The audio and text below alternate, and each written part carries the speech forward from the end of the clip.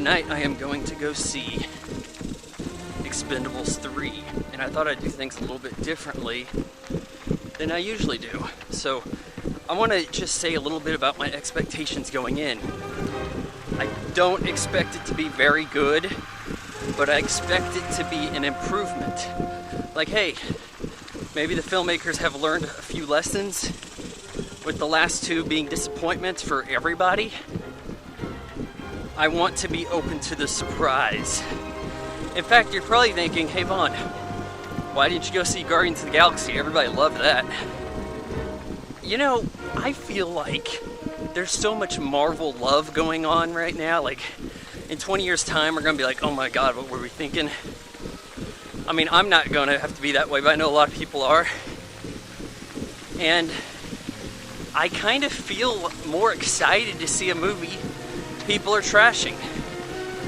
Rambo Rat for Life has alluded to this as being him witnessing the death of the action genre. I'm kind of excited to see that. I mean, hey, the action genre is probably my favorite, and I've foreseen this death of it already. So bring it on. Let's cut to black, and I'll get back to you in about a week, actually, when I record my review/rant.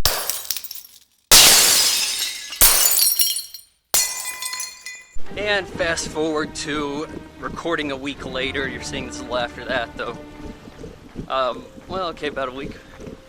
I have now seen Expendables 3, and I am ready to weigh in on it. This truly was the first time I went to this franchise and did not walk out feeling disappointed. I think I had tempered expectations enough that wasn't going to be the case.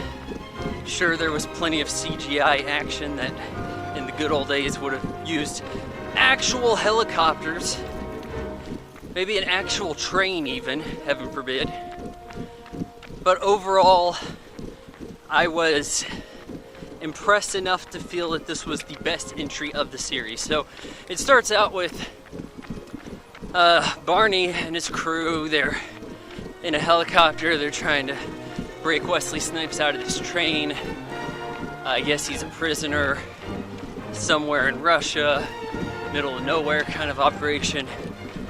Before Wesley Snipes leaves the train, he sets it up to fly into this fortress at full blast and blow it up. Like, how did that work? Did they have like a fuel depot like in the middle of the rails so that the train could blow the shit up like that?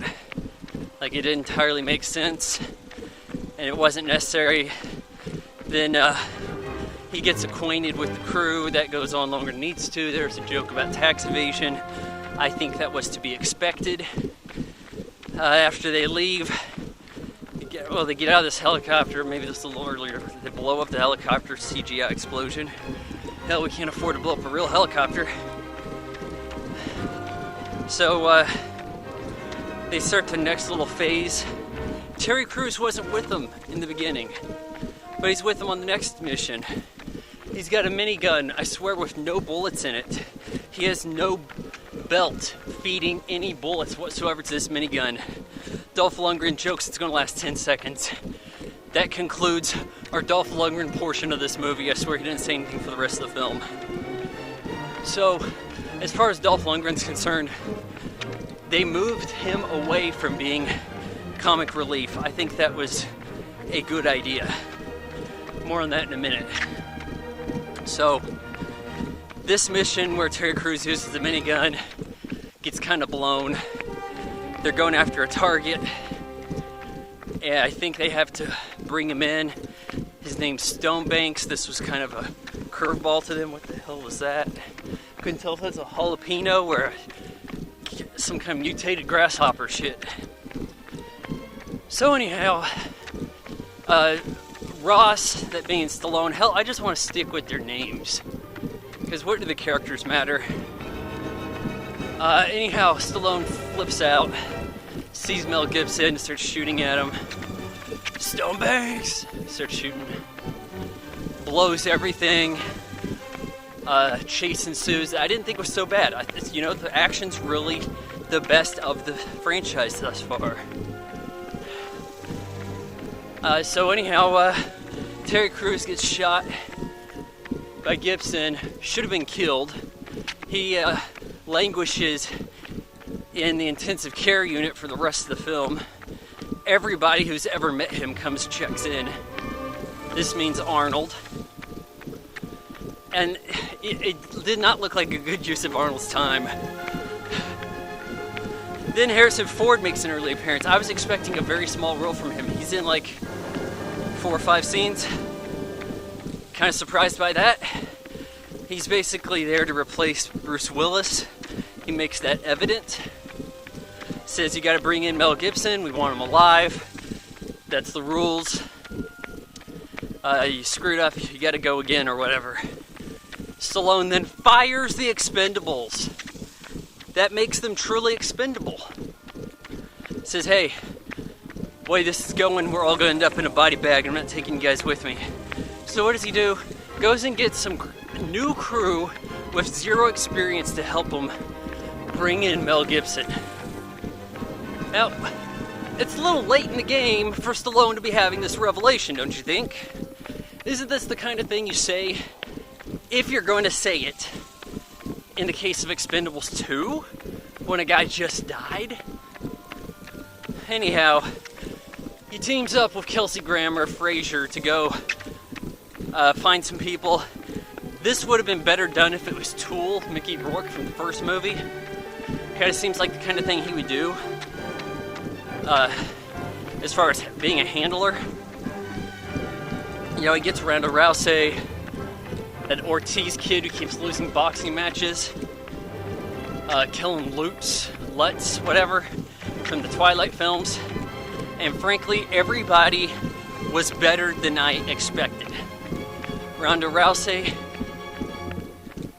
better than Gina Carano in the last Fast Furious. Not amazing. Kellen Lutz, best performance of his life. He was actually kind of believable.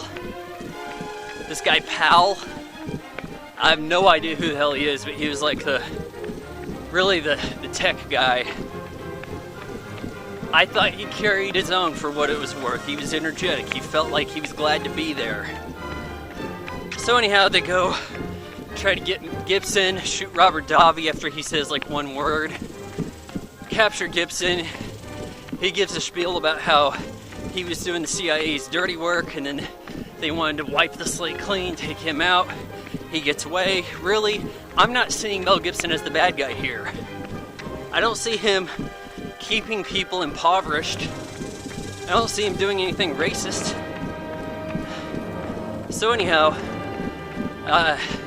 GPS tracker on his watch starts beeping loudly. Like that's helpful for the audience, I guess. His crew comes and rescues him, captures the Expendables kids. Stallone goes flying down the river dramatically. There's a hawk circling the overhead. Christ. Oh yeah, so then Stallone actually wants to go retrieve the Expendables kids and take out Mel Gibson by himself. In the process of doing this, he runs across Antonio Banderas, who auditioned for Expendables kids by lying and saying he was my age. Honestly, Banderas does not look bad. I saw him in something that was from like '89 the other day on Netflix. And he looks about the same, I kid you not. And I think he was the real highlight of this movie. Snipes didn't really get to do any karate stuff, any martial arts. He did a few stunt work kind of things. And I was okay by that. But Banderas, he really seemed to have the moves still. He had the Sprite showcase moments. He was this motor mouth annoying guy who was a badass. Not just some tag-along motor mouth, but like a legitimate force. I thought he really stole the show and made the movie enjoyable to what degree it could be. The rest of the Expendables come back together. along with like, well, you know, they're like, yeah, we're the only ones crazy enough to come with you, so they help free the Expendables kids. Also in tow, kind of separately, Harrison Ford is piloting a helicopter with Arnold Schwarzenegger and Jet Li. Jet Li makes his first appearance. Jet Li does zero martial arts, just fires a gun alongside Arnold, mostly on a helicopter. What is flying at me? Shit. Where am I? Okay, I do not like the birds flying around here. You guys really gotta pay me better for this shit. So anyhow, the Expendables kids get rescued, but the building they're in is set to be demoed. It's got C4. Pal, the tech guy, blocks it, jams the signal. He works on that and scales the inside of an elevator shaft while the Expendables and Expendables kids go about taking care of business, fighting off Gibson's private army of faceless nobodies. Now, I've said many times if I was doing this, it would be the Expendables showing that they still have what it takes to stay away from me, Hawk, by fighting off the new blood. But that's not the way these movies go down, and that does annoy me. So, ultimately, it's Gibson and nobody versus everybody. You know, who do you think's gonna win? Gibson's eventually cornered, fights Stallone for 20 seconds, gets killed, shot in the head. Even though he's supposed to be brought in, Stallone gets the dramatic escape on the roof while everybody else is sitting there waiting for him. Again, playing to Stallone's ego. Any women in the movie are coming onto him. The coolest stuff goes to him. One-on-one fight with the baddie goes to him. It's the Stallone and Expendables Kids show, chiefly. So, how is this better than the others? Well, it got the humor balance correct. The action was actually pretty damn impressive, even with the considerations that you know there's going to be a lot of CGI because it's 2014. It would have been better in the 80s, but we've got what we've got. Now, did this being PG-13 save it from being PG-13 with R-rated blood squibs added in post? I would say so. If it's a proper rated R, I would have preferred that. But those don't exist anymore, not in this genre. So this PG-13 sparing us fake blood in every shot is an improvement over Expendables 2. That much is certain. But, though, I'm going to compare this to Alien 3.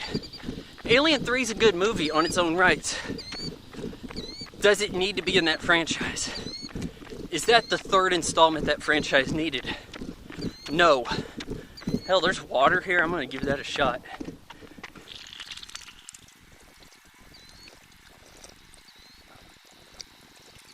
It's a little hot. It's getting cooler.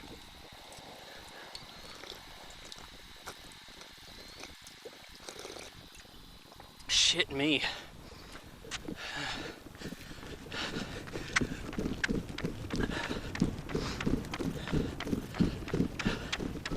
So, is this the Expendables 3 that the Expendables 3 needed to have? Probably not. It didn't need to go the PG-13 route. It is the best of the franchise, but this could have been glorious. And instead, they wanted to pander to a demographic that did not care. They should have stayed old, scaled old, had quality fans in the older demo, age 25 and up, and instead they wanted to go for the kids who could care less about these people because they're not wearing a Marvel shield at the front of their movie. I give the Expendables 3 2.5 out of 4 stars, same score I give the others, because it's not quite good enough to get to 3. And pretty much everybody in this movie has a 3 out of 4 star or better movie, if not several, in their back catalog. We're just getting a watered down revision you know, pandering towards our own nostalgia tendencies. We want to see our childhood again. You know, we're kind of seeing the death throes of the action genre, and that's sad and unfortunate. But maybe someday we'll have a resurgence. Maybe there'll be an Expendables 20 years from now led by Jason Statham as a geriatric.